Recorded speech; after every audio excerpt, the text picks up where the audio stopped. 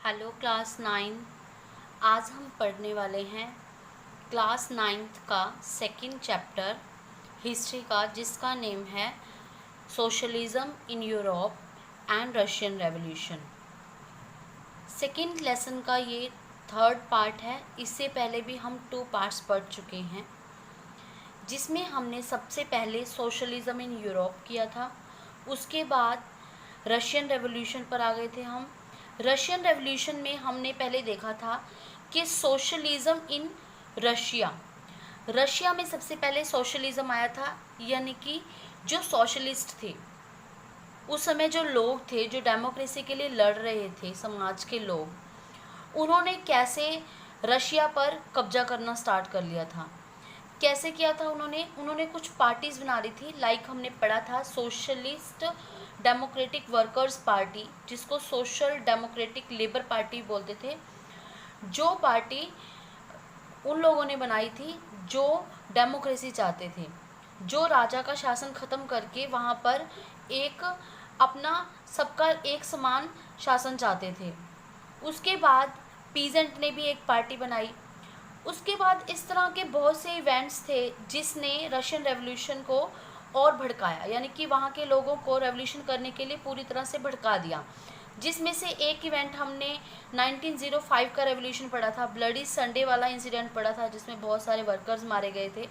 उसके बाद क्या हुआ था, राजा को लगा था कि अब मेरी नहीं चलने वाली, तो उसने एक साजिश रची थी लोगों के साथ मिलकर। उसने क्या किया था, उसने कंसल्टेटिव पार्लियामेंट बनाने की इजाज़त दे दी थी। कंसल्टेटिव पार्लियामेंट बनाकर उसने फर्स्ट डूमा भी डिज़ोल्व कर दी, सेकंड डूमा भी डिज़ोल्व कर दी, क्योंकि उसमें बहुत सारे सोशलिस्ट थे। तो सोशलिस्ट को हटाकर अपने जो कंजर्वेटिव थे, जो सिर्फ राजा की फेवर में बात करते थे, उनको मिलाकर उसने एक थर्ड डूमा बनाई थी, जो एक लंबे समय तक चली थी। इस तरह तो हम यहाँ तक हम ऐसे कह सकते हैं कि पिछला अगर हम रिकॉल जैसे हमने किया है, तो उसके बेस पर हम क्या कह सकते हैं, इसका जो बेसिक हम आइडिया ये निकाल सकते हैं कि यहाँ तक क्या हुआ था। यहाँ तक कि ये हुआ था कि राजा ने अपनी हर कोशिश की थी कि अपना वो शासन को ऐसे बचाए रखे, लोगों को दबाने की हर तरह से कोशिश की थी। तो उसमें और भी इवेंट्स हम पढ़ेंगे आगे स्टेप बाय स्टेप, जैसे हमने आपको पिछली वीडियो में बोला था। तो फर्स्ट वर्ल्ड वॉर जो था वो भी एक कारण था रशियन रेवोल्यूशन का। उसमें भी लोगों को एक चिंगारी मिली थी भड़कने के लिए। तो रशियन रेवोल्यूशन में फर्स्ट वर्ल्ड वॉर का क्या इम्पैक्ट था, पहले हम उसके बारे में पढ़ेंगे। फिर उसके बाद फेब्रुअरी रेवोल्यूशन हुआ था, जो एक मेन रेवोल्यूशन था, उसके बारे में पढ़ेंगे। तो चलिए शुरू करते हैं। First World War and Russian Empire. Russia army lost badly in Germany and Austria. तो जो फर्स्ट वर्ल्ड वॉर था उस समय रशिया की जो आर्मी थी वो पूरी तरह से हारती जा रही थी जर्मनी और ऑस्ट्रिया से। इससे क्या हुआ था, leading to large casualties. Large casualty means कि बहुत सारी उस युद्ध में जाने गई थी रशिया के लोग, बहुत सारे लोग मारे गए थे। लाइक 7 मिलियन बाय 1917 तक 7 मिलियन लोग जो थे मारे गए थे युद्ध में। The destruction of crops and buildings by Russian army lead to over 3 million refugees in Russia. इससे क्या हुआ था, जो जर्मनी और ऑस्ट्रिया थे, जर्मनी और ऑस्ट्रिया जब रशियन आर्मी को हराकर रशिया की तरफ बढ़ रहे थे, तो रशिया वाले लोगों ने सोचा कि अब ये यहाँ रहेंगे, इनको यहाँ पर हमारी कोई भी फैसिलिटी नहीं मिलनी चाहिए थी। तो गुस्से में आकर उन्होंने अपनी क्रॉप्स, अपनी बिल्डिंग्स को डिस्ट्रॉय करना शुरू कर दिया था। इससे क्या हुआ था, जो रशियंस थे, रशियन को तो निकाल के वहाँ के लोगों को, और 3 मिलियन रिफ्यूजीज जो थे रशिया में आ गए थे। Soldiers did not wish to fight. अब जो सोल्जर थे रशिया की ओर से जो लड़ रहे थे, अब वो लड़ना भी नहीं चाहते थे। The war also had a impact on industries, shortage of labour. तो लोगों ने अब हाथ खड़े कर दिए थे जो वॉर लड़ रहे थे, और क्योंकि ज़्यादा जो लोग थे वो वॉर में इन्वॉल्व हो गए थे, तो वहाँ पर इंडस्ट्रीज़ भी ठप हो गई थी और इंडस्ट्रीज़ में लेबर भी नहीं मिल रही थी। नेक्स्ट है फेब्रुअरी रेवोल्यूशन इन पीटरगार्ड। तो जो फेब्रुअरी रेवोल्यूशन हुआ था 25 फेब 1917 में, गवर्नमेंट सस्पेंडेड द डूमा। तो जो थर्ड डूमा थी जो 5 साल से चल रही थी, 25 फेब 1917 में उसको भी सस्पेंड कर दिया गया था। लेकिन पॉलिटिशियंस क्रिटिसाइज दिस। अब जो शासन कर रहे थे, जो कंजर्वेटिव थे डूमा में, उस समय के इंडस्ट्रियलिस्ट थे, जो राजा के साथ मिलकर रशिया में राज करना चाहते थे, उनको इस बात पर बहुत ऑब्जेक्शन हुआ कि ये जो डूमा थी डिसॉल्व नहीं होनी चाहिए थी। On 27 Feb police headquarter were ransacked protest for bread, wages and democracy। 27 Feb तक वहाँ पर बहुत ज़्यादा रशिया के लोगों के लिए बुरी हालत हो गई थी कि लोग जो थे ब्रेड के लिए, यानी कि डेली अपने खाने के लिए, वेजेस के लिए और डेमोक्रेसी के लिए पूरी तरह से भड़क रहे थे। Government called cavalry to control the situation. Government ने बहुत सारी आर्मी के लोग मंगवाए सिचुएशन को कंट्रोल करने के लिए, लोगों को दबाने के लिए। लेकिन सोल्जर्स जो थे उन्होंने लड़ने से मना कर दिया था। उन्होंने स्ट्राइक करनी शुरू कर दी थी और उन्होंने अपना एक संगठन बना लिया था, ऑर्गेनाइजेशन बना ली थी, जिसका नाम था काउंसिल पेटरगर्ड सोवियत। तो ये उन लोगों की, सोल्जर्स की एक ऑर्गेनाइजेशन बन गई थी जो अपने हक के लिए लड़ाई लड़ रहे थे। दे वेंट टू सार, वो सार के पास गए और मिलिट्री कमांडर ने क्या एडवाइस किया सार को, उन्होंने बोला कि अब तो आपको यहाँ से हटना ही होगा। एब्डिकेट मीन्स होता है कि आपको अब राजगद्दी छोड़नी होगी। तो राजा ने अंत में 2 मार्च को वहाँ से अपना शासन छोड़ दिया था, त्याग दिया था। After this Soviet leaders and Duma leaders formed provisional government. अब क्या हुआ, जो सोवियत संगठन के मेंबर्स थे और जो डूमा के मेंबर्स थे, जो हमने पढ़ा था कि डूमा में इंडस्ट्रियलिस्ट और कंजर्वेटिव्स जो सोवियत के साथ मिल गए थे, उन्होंने मिलकर क्या किया, उन्होंने फिर मिलकर राजा को हटाकर एक प्रोविजनल गवर्नमेंट बना ली थी। ठीक है, अब राजा तो चले गए, यहाँ से क्या आ गई, प्रोविजनल गवर्नमेंट आ गई। Constitute assembly on the basis of universal adult suffrage. Universal adult suffrage means सबको जो था वहाँ पर वोट डालने का अधिकार मिल गया था। अपनी उन्होंने एक कॉन्स्टिट्यूशनल असेंबली बना ली थी।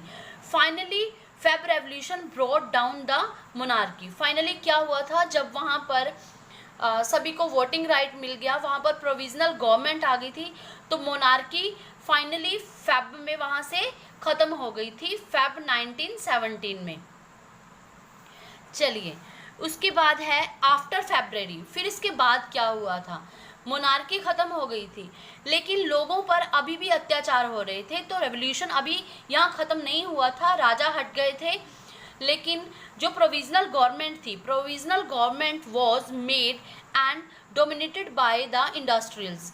अब जो प्रोविजनल गवर्नमेंट थी, प्रोविजनल गवर्नमेंट की में जो इंडस्ट्रियलिस्ट थे, जो बड़े लोग थे, वो अब लोगों को दबाने की कोशिश कर रहे थे। इस तरह स्टेप बाय स्टेप जो था लोगों को दबाने की कोशिश ही की जा रही थी। वहाँ पर उनको ये था कि अब हम वहाँ के राजा क्यों ना बन जाएं। तो Soviet like Petrograd was formed everywhere. लेकिन वहाँ पर जब सोवियत बनी थी, सोवियत संगठन बना था, तो उसी तरह के वहाँ पर बहुत सारे संगठन बनने शुरू हो गए थे, क्योंकि लोग वहाँ पर बहुत ज़्यादा अवेयर हो गए थे।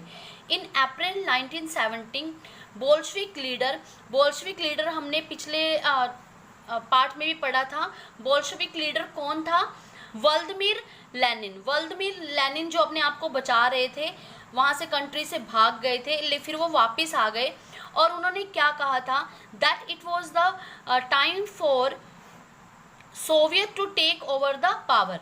उन्होंने कहा कि अब सोवियत के पास टाइम है कि वो पावर को अपने हाथ में ले सकती है। तो लेनिन ने उनको और भड़काना स्टार्ट कर दिया।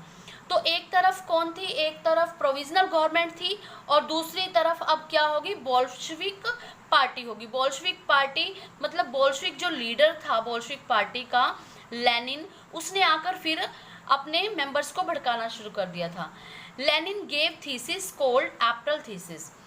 अप्रैल में आकर फरवरी में जब राजा का शासन खत्म हो गया था, मोनार्की खत्म हो गई थी और प्रोविजनल गवर्नमेंट बन गई थी, तब अप्रैल में जो लेनिन थे, बोल्शेविक्स के जो लीडर थे, उन्होंने आकर अपनी थीसिस दी।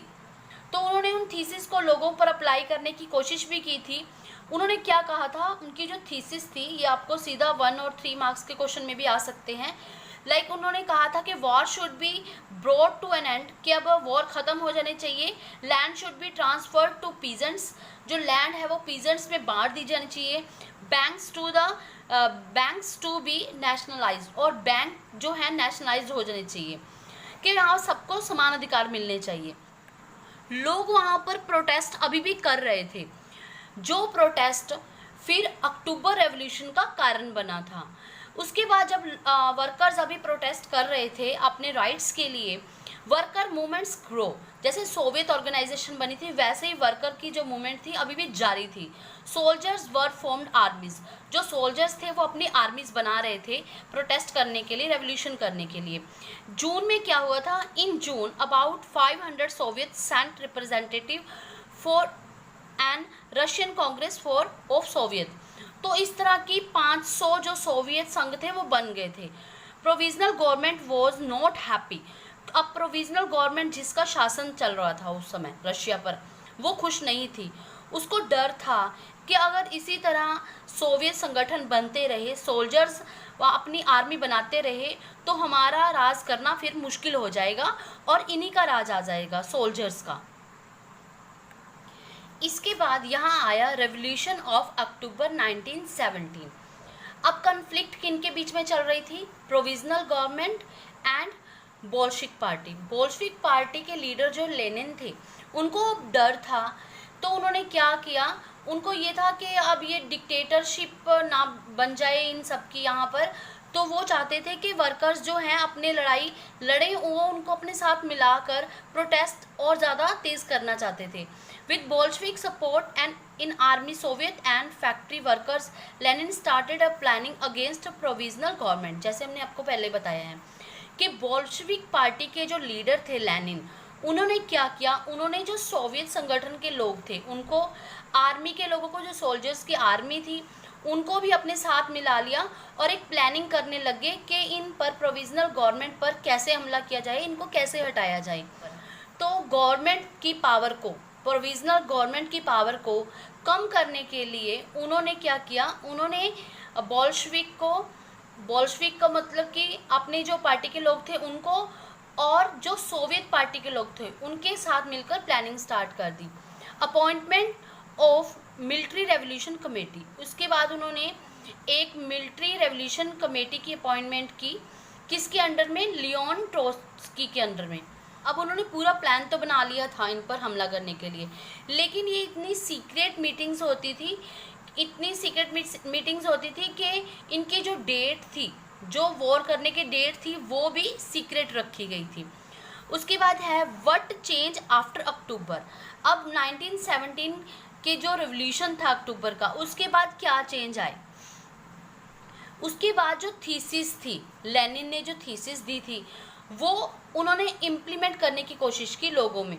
लाइक उन्होंने बैंक्स जो थे वो नेशनलाइज कर दिए, पीजेंट्स में ज़मीन बांट दी, जो बड़े घर थे फैमिलीज़ के अकॉर्डिंग डिवाइड कर दिए। Use of old titles of autocracy was banned, जो टाइटल प्रोविजनल गवर्नमेंट ने अपने दिए हुए थे उनको बैन कर दिया। अब कोई भी इंडस्ट्रियलिस्ट वर्कर्स पर कोई भी अपना टाइटल बनाकर उन पर अपना रोब नहीं रख सकता था। To show the change, new uniform were design for army, army के लिए न्यू यूनिफॉर्म बना दी। उन्होंने चेंज दिखाने की कोशिश की कि अगर लेनिन का यानी कि बोल्शेविक का शासन आएगा तो लोगों का कैसे इम्प्रूवमेंट होएगा। Bolshevik party was renamed as Russian communist party. अब बोल्शेविक पार्टी, उनकी जो पार्टी थी, उन्होंने अपनी पार्टी का नेम भी चेंज कर दिया और क्या रख लिया नेम, रशियन कम्युनिस्ट पार्टी, कि हम कम्युनिटी के लिए काम कर रहे हैं, कि हम सोसाइटी के लिए काम कर रहे हैं। तो आज के लेक्चर में इस तरह से हमने जाना कि किस तरह फर्स्ट वर्ल्ड वॉर का हाथ था रशियन रेवोल्यूशन में, किस तरह फेब में जो रेवोल्यूशन आया था, अक्टूबर में जो रेवोल्यूशन आया था, तो रशियन रेवोल्यूशन की चिंगारी कैसे भड़की थी, कैसे वर्कर्स ने, सोशलिस्ट ने अपने ग्रुप बनाए थे, बोल्शेविक पार्टी का क्या हाथ था। तो इन सब से हमें रशियन रेवोल्यूशन का आइडिया और क्लियर हो जाता है। तो आज के लिए इतना ही, मिलते हैं नेक्स्ट वीडियो में, तब तक के लिए गुड बाय।